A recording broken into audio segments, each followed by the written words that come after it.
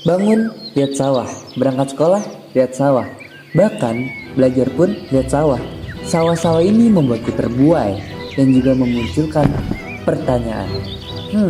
Indonesia memiliki banyak sawah, tetapi mengapa masih mengimpor beras? Pada tahun 2024, luas panen sawah Indonesia mencapai 10,05 juta hektar. TPS 2024, namun terjadi penurunan dibandingkan tahun-tahun sebelumnya. Hal ini menyebabkan Indonesia harus mengimpor beras untuk memenuhi kebutuhan dalam negeri.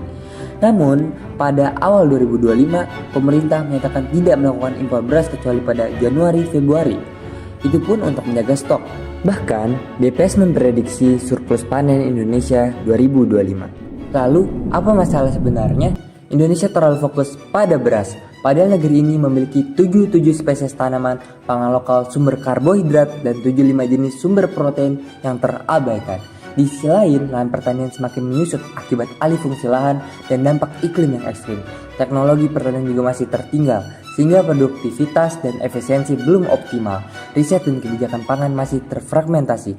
Ahli pertanian fokus pada produksi, ahli gizi pada kandungan, dan ekonom pada pasar, tanpa kolaborasi yang sinergis. Akibatnya, kemajuan pangan nasional justru stagnan. Yang lebih memprihatinkan, hanya 21,93% petani Indonesia yang berasal dari generasi milenial. Bayangkan pertanian tanpa generasi muda. Bagaimana masa depan pangan Indonesia? Setelah melihat akar permasalahannya, lalu apa yang bisa kita lakukan? Pertama, kita harus mendiversifikasi pangan lokal dengan mengoptimalkan 77 spesies sumber karbohidrat non-beras dalam bentuk yang lebih modern, kayak generasi muda, dan dapat bersaing secara global.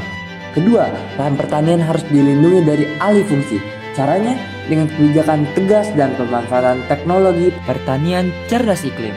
Ketiga, ini yang harus kita kejar. Teknologi juga dapat mengelola sawah yang sangat luas dengan cara mengimplementasikan drone otomatisasi untuk analisis lahan, pemantauan tanaman, dan pengelolaan data yang efisien. Terakhir, dan ini yang paling krusial, kolaborasi transdisiplin. Ilmuwan pertanian, ahli gizi, teknologi, ekonom, dan praktisi pangan lokal harus duduk bersama. Mereka perlu merancang strategi dari hulu ke hilir, tidak hanya memproduksi, tetapi juga memastikan pangan lokal laku di pasar, bergizi, lestari secara budaya, dan memajukan teknologi untuk ketahanan pangan. Jadi, apa kunci masa depan pangan Indonesia? Kita tidak bisa lagi bergerak sendiri-sendiri. Butuh kolaborasi untuk membangun sistem pangan yang berdaulat, di mana petani sejahtera, konsumen sehat, dan biodiversitas lokal memiliki daya saing global. Semua ini dapat dicapai dengan transdisiplin, adalah kunci untuk membuka gembok emas 2045.